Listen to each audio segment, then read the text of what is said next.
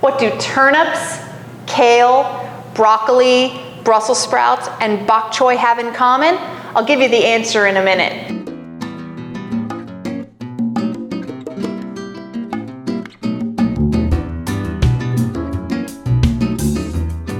I'm Chef Jennifer Brewer, and have you guessed it yet? All of these vegetables are members of the Brassica family, or they're cruciferous vegetables. Now, experts recommend that we eat 2 to 3 servings of cruciferous vegetables every week because these vegetables contain powerful sulfur-containing compounds that help fight cancer in our bodies and reduce oxidative damage, which is a fancy way of saying they prevent aging and cellular breakdown. This month, we're gonna get you eating more of these cancer-fighting brassicas. So let's go out and meet them.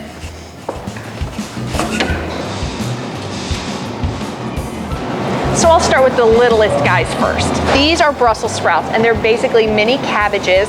Really, really good for you. One of my favorite ways to eat Brussels sprout is you just cut off the end, cut it in half, and toss it with a little olive oil and garlic and roast it for about 20 minutes, and they almost caramelize and get really, really sweet. So eat your Brussels sprouts.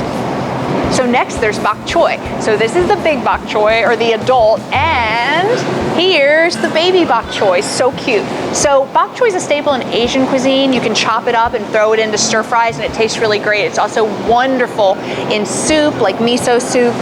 You can really basically cook bok choy just like any other green, and its taste is very mild and it still has a little bit of a crunch in its texture. Really great.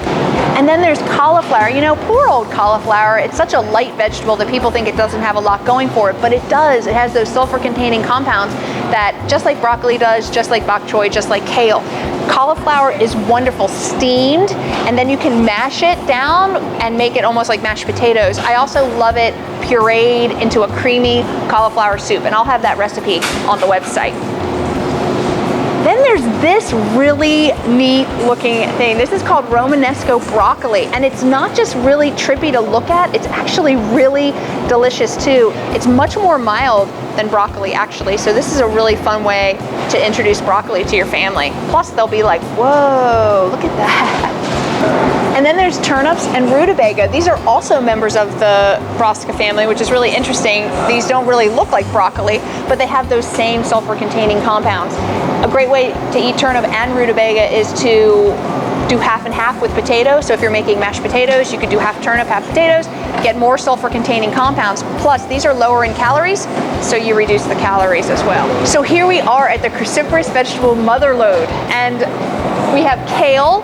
Kale is also a leafy green, so back to the January challenge, I was talking about eating more kale and the health benefits, and it's even better for you because it also is a cruciferous vegetable, so you get those sulfur-containing compounds in this as well. Kale is such a powerful food. I hope you're eating it by now. Then we have cabbage. Cabbage is known for obviously coleslaw, but it's made for more than that. You can cut it up and saute it, make almost like buttered cabbage with some coconut oil. It's a really, really fantastic thing to throw in soups, and it wilts down really nice. Really, really powerful food. And then we have really, of the Brassica family, we really have the reigning king in the broccoli department. And if there are a couple types of broccoli. I already showed you the Romanesco broccoli. There's also baby broccoli, and as you can see, the stems are much smaller on these guys, and in general, it's a much more tender broccoli. So if you have somebody in your house who has a problem with the texture of broccoli, this would be the type to start with. It's also a lot easier to clean and cut and use. And then there's, well, basically the king himself, broccoli, and really the king of cruciferous vegetables for sure. Second only maybe to kale. I'd give him some props as well. But broccoli, well, first of all, you can eat the stem of broccoli, which not everybody knows. All you do is peel this, and inside is a nice tender stalk that you can cut up and throw into stir fries, or actually just even eat raw.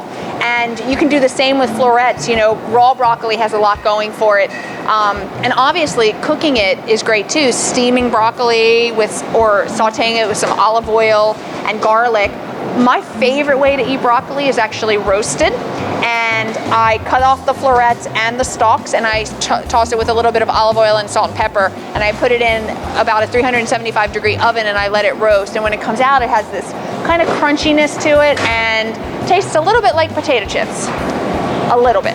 But it's really, really fantastic. I have a recipe on the website for a roasted broccoli pasta that I'm sure you're gonna love. So there you have it. That's your challenge for this month. Eat cruciferous vegetables. So what you're gonna do is you're gonna try a new cruciferous vegetable that you haven't tried before, and then you're gonna work up to eating at least 2 servings a week by the end of the month. We have lots of recipes and other cooking tips on the website, and we'll see you next month.